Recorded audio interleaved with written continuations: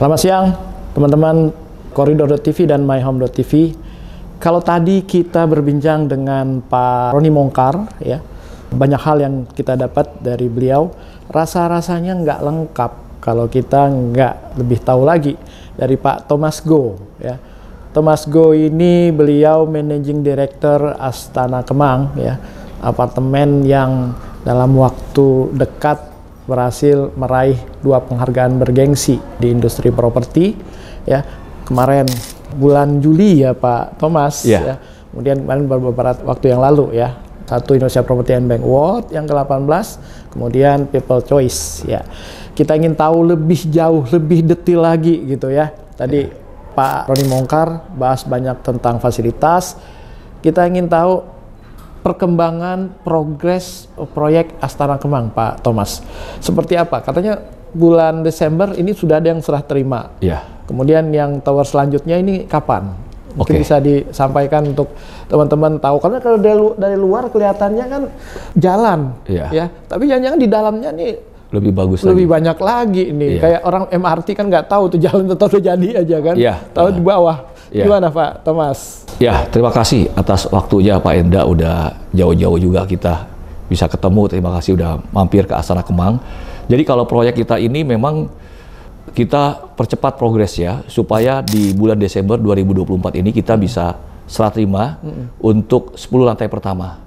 Nanti bulan Januari lantai 11 sampai dengan lantai 15 dan seterusnya sampai dengan bulan April bisa serah terima seluruhnya. Nah, ini ada 2 tower. Tower pertama memang kita selesaikan lebih dulu. Itu memang udah ada pembelinya, sudah laku kira-kira hampir 100% ya. Dan baru setelah itu kita sekarang pasarkan tower kedua, Pak. Tower kedua kita. Gitu. Jadi itu yang tower sold out yang tower pertama. Tower pertama itu kalau dulu ngomongnya tower ketiga lah.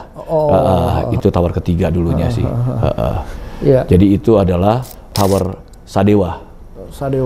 Sekarang tower Nakula sedang kita pasarkan. Jadi kalau kita bicara progres, kita di dalamnya kita udah mengerjakan untuk pelapis lantai, tembok dan sebagainya udah kita kerjakan. Sekarang kita pasang. Udah finishing. Sekarang perjalanan finishing, Pak. Gitu. Itu apa? Lift semua udah terpasang? Lift sudah tinggal di-install, Pak. Bulan 9 ini rencananya sudah terpasang. Artinya untuk Desember itu semua finishing sudah bisa dan sudah bisa beroperasi.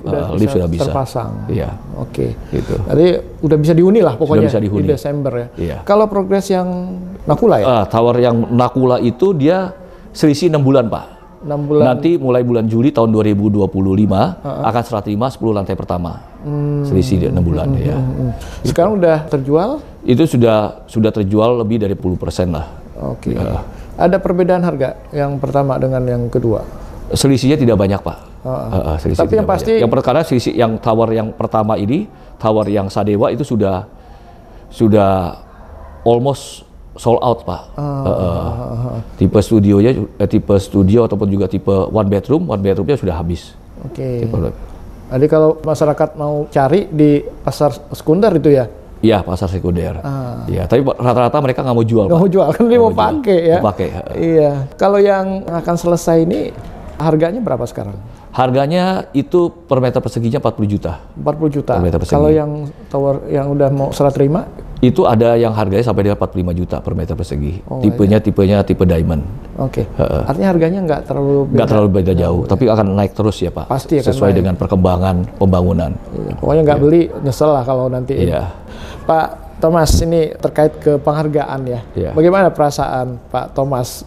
Proyeknya bisa hampir bersamaan gitu, waktu nggak terbeda-beda 1-2 bulan lah ya, itu mendapatkan 2 penghargaan bergengsi, satu Indonesia Property and Bank Award dan Golden Property Award. Ya, saya bersyukur ya, kita semua bersyukur Astana Kemang masih menjadi pilihan untuk People Choice juga.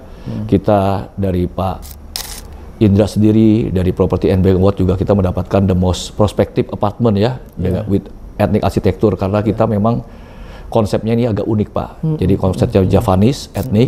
Jadi memang sesuai dengan di daerah selatan, di daerah Jakarta Selatan memang banyak orang-orang dari ekspatriat, mereka senang etnik Java ini.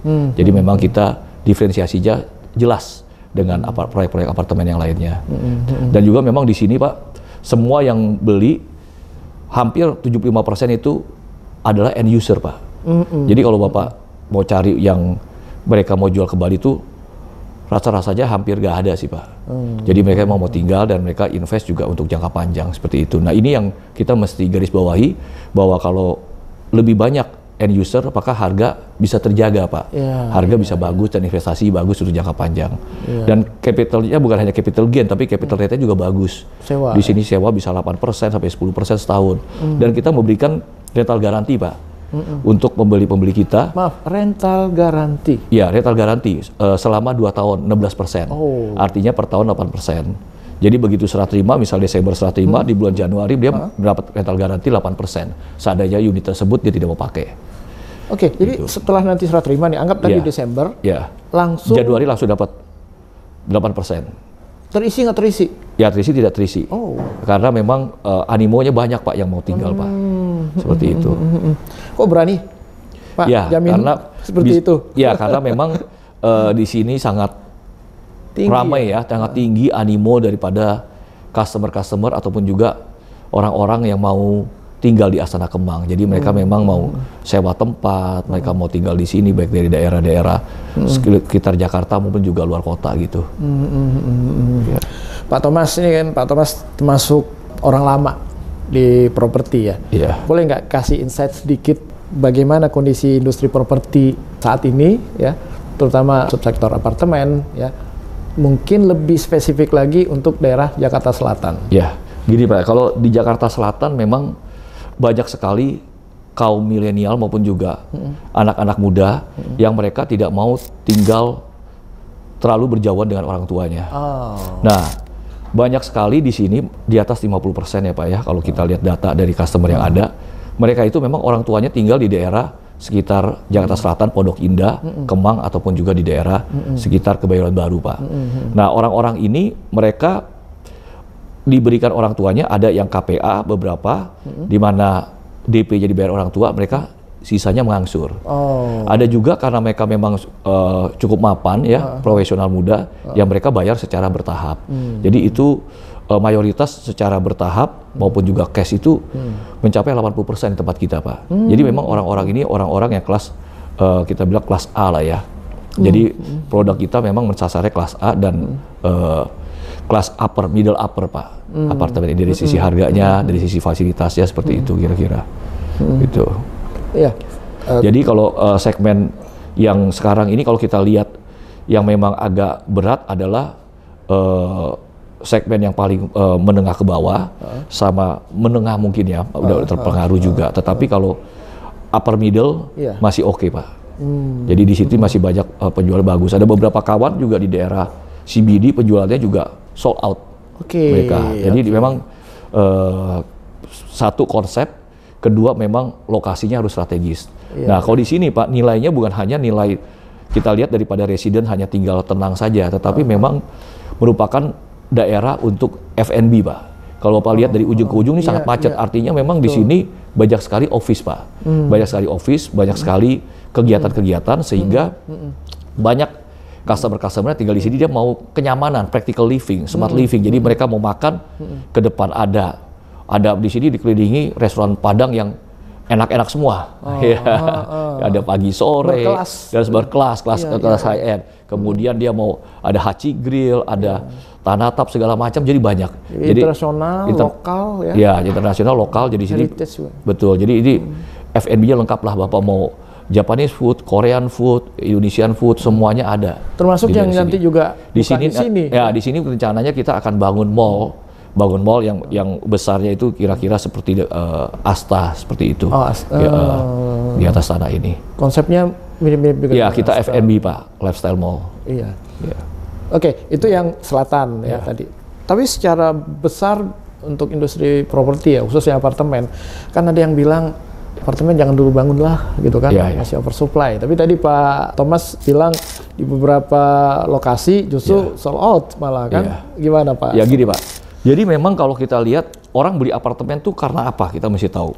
Orang beli apartemen karena kemudahan, practical living ataupun smart living. Jadi mereka mau kemana-mana gampang, mau makan gampang, mau meeting tinggal di bawah saja sudah ada area-area komersialnya.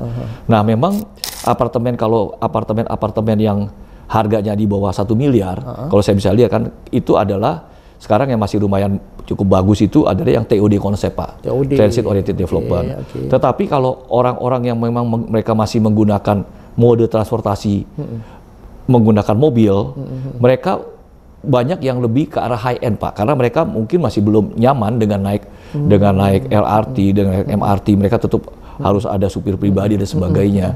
Jadi mereka mencari daerah-daerah tertentu yang memang komunitasnya sudah terbentuk. Contohnya kalau di daerah Kemang ini kan kita bisa lihat bahwa komunitas untuk ekspatriat maupun juga komunitas-komunitas pengusaha-pengusaha profesional perminyakan juga banyak di sini Pak, ya kan? Di sini banyak sekali. Oleh sebab itu maka ketika kita memutuskan membangun apartemen di daerah Kemang ini, kita juga cari yang lokasinya itu tidak jauh daripada pintu tol. Nah, pintu tolnya juga dekat ke TB Simatupang. Jadi akses ini sangat dekat ke TB Simatupang, kita otomatis sudah bisa ke Jakarta Timur maupun juga Jakarta Selatan, otomatis kita daerah sekitar Pondok Indah di sini kan masih cukup dekat gitu Pak, sampai Kebayoran Baru. Jadi kita mau ke Kebayoran Baru, mau ke Pondok Indah ataupun juga ke Cilandak sangat dekat. Jadi kita ini berada di pusatnya Jakarta Selatan, kira-kira seperti itu sih Pak. Artinya kalau untuk di Jakarta Selatan, yang memang prime gitu lokasinya, pasarnya tetap ada. Tetap ada Pak. Menurut Thomas gitu ya. Jadi di sini banyak yang beli adalah direksi-direksi, baik itu direksi BUMN maupun juga artis juga banyak Pak. Juga pejabat-pejabat juga ada yang beli di sini Pak. Jadi mereka ini memang menunggu untuk bisa realisasi serah terima dan mereka mau tinggal di sini, mereka bisa seperti itu Pak. Oke.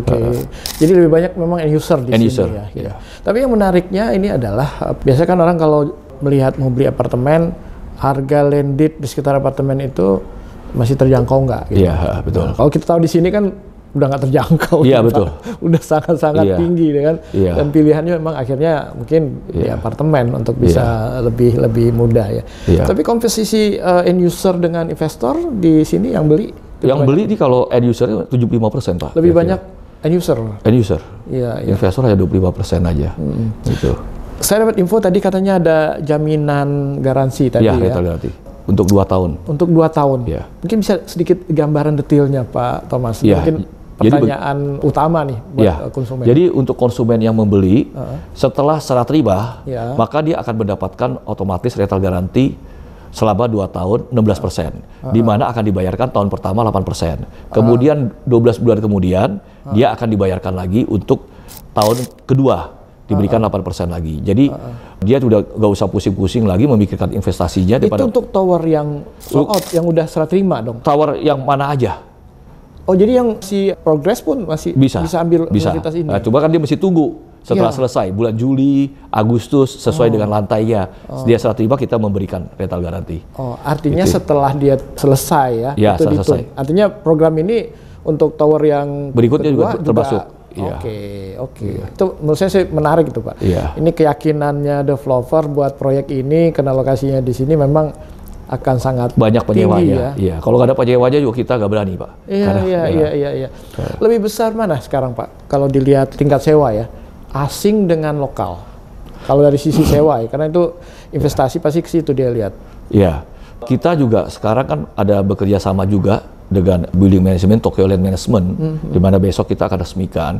Juga kita arahnya juga ke arah ekspatriat Pak, ke arah ekspatriat Jepang maupun juga beberapa dari itu nanti yang mengelola. Yang mengelola dari Tokyo Land Management. Jadi dari Jepang Pak, mereka. Nah, jadi memang kita supaya kita juga punya mendekatkan diri kita kepada customer. Jadi kita juga servisnya supaya bisa ya bintang 5, bintang 6 lah seperti orang-orang Jepang. Apa ada kaitan yang banyak sewa nanti orang dari ekspat Jepang? Enggak. Rencananya seperti itu Pak. Jadi mereka juga yang akan membantu juga untuk mencari penyewa-penyewa juga. Oke, ini menarik nih. Maksud saya nanti ekspatnya juga lebih banyak Jepang, terus properti manajemennya Tokyo Land. Iya. Sekarang udah mulai tuh. Udah lagi persiapan Pak. Lagi persiapan untuk handover sebagainya, mereka memberikan kita guidance secara teknikal maupun juga secara soft skill lah gitu. Oke. Pak Thomas, pertanyaan terakhir. Apa pertimbangan masyarakat konsumen sehingga mereka bilang, saya harus beli di Astana Kemang? Nah, begini Pak, karena kelangkaan tanah juga sih, kelangkaan hunian. Kalau di daerah yang benar-benar Jakarta Selatan itu sudah sangat sedikit. yang kompleksnya itu merupakan super blok, Pak. Kalau stand alone mungkin banyak, Pak. Ada yang bangun apartemen di sana sini, tetapi lengkap seperti kita di mana tanah kita kan di atas 2 hektar dan ada mall dan sebagainya, itu berbeda, Pak. Jadi apartemen kalau memang nantinya ada mall itu akan menyebabkan harga apartemen tersebut bisa bergerak naik dengan sangat cepat, Pak. Kalau kita lihat di mana-mana, apartemen yang sukses pasti dia merupakan apartemen yang super block, Pak. Bukan single building, bukan. Mereka super block, bukan juga mixed use hanya satu saja. Dan juga karena kalau hanya satu aja itu intensitasnya terlalu tinggi, Pak. Pada saat orang naik lift sebagainya itu akan jadi problem pada saat bubaran kantor dan mereka ada yang mau datang, mau pulang. Jadi itu sangat crowded. Dari tempat kita menghindari hal tersebut. Jadi kita ada mall, di mana mall itu terpisah dengan bangunan apartemen kita yang ada saat ini, Pak. Jadi ini merupakan nilai tambah. Nah, jadi dengan adanya konsep super block, mereka melihat bahwa ini sangat baik. Astana merupakan tempat investasi yang sangat baik dan juga untuk tempat tinggal sangat baik. Jadi sangat nyaman. Karena bedanya apartemen dengan tinggal di rumah kan salah satunya kenyamanan, Pak. Kalau kita misalnya tiba-tiba ada keran bocor, jam 11 malam, 12 malam kita panggil tukang nggak bisa. Kalau ini kan ada building management, Pak. Jadi Bapak bisa. Dan inilah anak-anak muda saat-saat ini yang banyak dapat uang banyak, mereka beli tempat kita, Pak. Entah mereka dapat dari saham, mereka menjadi YouTuber dan sebagainya, kripto, dan mereka beli, Pak. Karena mereka bilang, wah nggak mau pusing. Kalau beli, bayangin kalau mereka bisa beli rumah yang 500 meter persegi aja, itu udah sangat berat kan, maintenance-nya, kemudian mesti taruh satpam, servis dan sebagainya. Keamanan itu keamanan. Juga, ya. Nah ini keamanannya juga sangat bagus. Kira-kira seperti itu. Kita 24 hours keamanannya. Kalau 2,2 hektar ini kira-kira sampai berapa lama bisa selesai semua, Pak? Diperkirakan kalau kondisi ekonominya sudah mulai membaik lagi ya, apalagi kita sudah ada presiden baru bulan Oktober ini. Kita harapkan dalam waktu 6 tahun maksimum termasuk mall dan apartemen untuk tahun kedua sudah terbangun semua. Sejak sekarang 6 tahun. Ini tadi kenapa Thomas nyinggung permintaan baru? Apa harapannya Pak Thomas? Ya, saya sudah melihat beberapa program permintaan baru. Di salah satunya adalah keinginan untuk Pak Prabowo untuk nanti dia akan memberikan fasilitas kemudahan untuk 3 juta rumah. Dan itu kita juga memang sekarang sedang menghitung, Pak. Kita bantu juga dari REI, kebetulan saya di REI DKI juga sebagai wakil ketua bidang investasi. Kita juga lagi menghitung apa saja yang bisa kita bantu gitu. Dan itu emang multiplier efeknya luar biasa, Pak. Multiplier efeknya itu sampai ke 185 kan industri turunan. Jadi ini mesti kita bantu. Jadi nanti mungkin mereka akan bikin apartemen dan perumahan yang bukan yang seperti kayak sekarang, Pak. Bukan seperti sekarang yang subsidi itu enggak. Jadi mereka ada rusunawa yang nantinya akan bisa disewakan untuk masyarakat berpenghasilan rendah. Dan setelah mereka penghasilan sudah cukup 5-6 tahun, mereka bisa berganti ke apartemen yang disiapkan juga yang tipe-tipenya itu tipe-tipe memang 33 sampai 36 meter persegi. Jadi bukan tipe-tipe studio lagi ya. Cukup besar dan mereka akan pindah ke sana. Dan ini diharapkan memang 3 juta ini seluruh Indonesia kan. Dan diharapkan ini bisa terjadi dalam pemerintahan Pak Prabowo nantinya dalam waktu singkat lah. Dan harapan kita multiplier efeknya bagus. Karena kalau kita lihat industri properti, ini merupakan lokomotif pertumbuhan ekonomi. Seperti di China, lebih daripada 15 tahun mereka pertumbuhan ekonominya double digit. Karena mereka bangun terus. Walaupun kadang-kadang kosong. Tapi efeknya ini loh Pak yang luar biasa, Pak. Tanpa properti tidak mungkin bisa tercapai pertumbuhan ekonomi double digit. Itu udah pasti tidak mungkin di seluruh dunia, Pak. Jadi kalau Bapak lihat di banyak tempat, Nigeria dan sebagainya juga seperti itu. Di Brasil. Jadi memang properti ini yang luar biasa. Gitu efeknya. Ya walaupun efeknya bisa pecah juga gelembung. Teman kalau kita masih jauh lah, Pak. Kita belum sampai kita belum karena kita itu ada 11 juta terakhir 11 juta 200 ya ada gap ya. Nah, 11 juta 200 ribu orang yang belum memiliki tempat tinggal kan saat ini kan. Gitu. Jadi kalau kita bisa produksi setiap tahunnya 1 juta atau 2 juta, nah itu mungkin masih 6 tahun bisa terpenuhi semua. Baru mengcover yang backlog. Backlognya itu 11 juta 200 ribu. Iya. Itu kan 3 juta ya programnya baru ya. 1 juta di perkotaan. Ya, 1 juta di pesisir dan di pedesaan. Di pedesaan, ya kan? Jadi perkotaan di urban, suburban sama satu lagi di pedesaan. Iya. Nah, kalau ini kebetulan kena di REI investasi lagi kan. apa supporting dari developer ya? Ini diskursusnya di perkotaan tadi. Jadi memang kalau untuk hunian-hunian di wilayah Jakarta itu adalah hunian-hunian vertikal, Pak. Hunian-hunian vertikal. Dan Jakarta akan menjadi tempat yang lebih baik setelah adanya pindah ibu kota ke IKN. Kenapa bisa begitu? Karena aktivitas-aktivitas yang sifatnya masif itu udah pindah ke daerah IKN sebagai service. Di sini merupakan adalah sektor bisnis. Dan memang nantinya akan ada satu badan lagi yang saya pikir pemerintah akan siapkan bagaimana akan revitalisasi aset-aset itu ditinggalkan, Pak. Contohnya misalnya gedung kantor BI, kantor berapa. Nah itu yang nanti kesempatan juga untuk developer untuk mengembangkan seperti itu. Itu. Mungkin bentuk kerjasama atau untuk bisa kerjasama atau pengelolaan. Jadi itu sangat luar biasa. Jadi Jakarta tetap tidak bisa ditinggalkan karena merupakan pusat pertumbuhan ekonomi untuk saat ini, kira-kira seperti di Pulau Jawa kan, Pak. Iya. Nah, ini kena kaitan ke IKN. Ada pertanyaan juga kadang-kadang ke kita redaksi. Pak Indra, kira-kira saya udah punya apartemen. Ini kalau ibu kota pindah ke IKN, kira-kira investasi saya di apartemen gimana nih? Saya jual atau gimana, Pak? Ya, jadi gini, Pak. Makanya kita kalau beli itu mesti lihat lokasi-lokasi yang benar-benar strategis, Pak. Nah, lokasi-lokasi strategis di mana memang dekat ke arah komersial maupun juga office. Kalau orang tinggal di sini sebenarnya siapa sih sebenarnya? Sebenarnya mereka yang kerja di Sudirman ataupun juga TB Simatupang. Otomatis mereka kerja di situ. Aktivitasnya, dia punya aktivitas ada di sana. Nah, tentunya mereka tetap akan ada. Karena kan kalau kita pindah ke IKN pun itu butuh waktu yang lama, Pak. Seperti Australia aja membutuhkan waktu 40 tahun sampai Canberra ini bisa jadi, Pak, jadi ibu kota. 40 tahun, Pak. 40 tahun. Jadi masih butuh waktu lah, long way to go lah ya kalau kita lihat untuk di IKN ini. Nah, tetapi tentunya di Jakarta ini juga akan semakin bagus, udara semakin bagus juga, Pak. LRT, MRT akan nyambung semua, Pak. Nah, udara akan semakin bagus di Jakarta dan orang akan tinggal, kualitas hidupnya lebih tinggi, Pak. Nah, jadi Jakarta akan menjadi pilihan orang untuk tinggal di sini. Nah, kalau saya mengecek beberapa pengembang dari luar, terutama pengembang-pengembang dari Jepang. Jadi mereka sekarang mau investasi di Indonesia, walaupun beberapa waktu yang lalu mengalami kekecewaan lah karena mereka partneran dengan partner Indonesianya, tapi banyak masalah gitu kan. Nah, sekarang mereka datang ke Indonesia, membawa uang, bahkan di beberapa tempat kita, affiliate company kita, mereka juga mau invest. Karena apa? Karena mereka melihat bahwa di Indonesia ini merupakan salah satu pusat pertumbuhan ekonomi, Pak.